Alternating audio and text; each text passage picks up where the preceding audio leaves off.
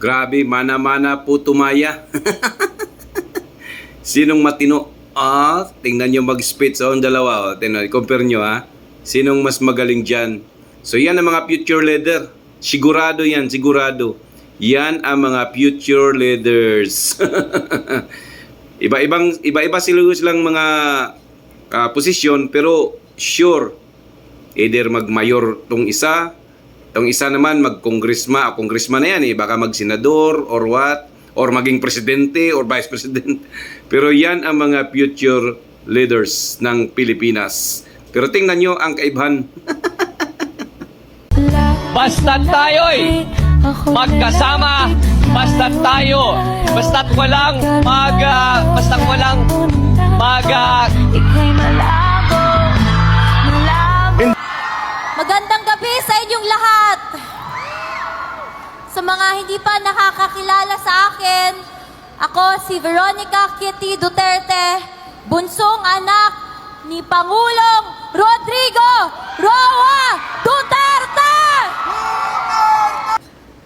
Mga kababayan, mga kabataan, magboto tayo ng tama.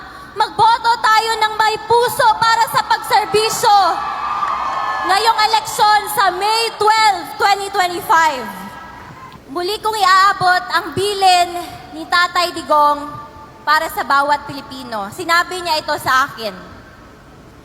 Do good. Fight for your country and fight for what is right. Sabi niya, huwag kayong mag-alala. Because this is not forever. God will intervene. And He sends His love to all the Filipino people. Daghang salamat! Maraming salamat! And God save the Philippines! Pilipinas! Duterte pa rin!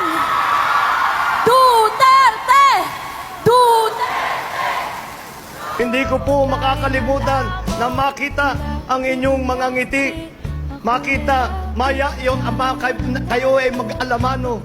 Kayo ay sa inyong sigaw, inyong mga halik. My beloved countrymen, expect to pass to this world but once. Therefore, any good that I can do to any fellow creature, let me do it now. Let me not differ or neglect it, for I shall not pass.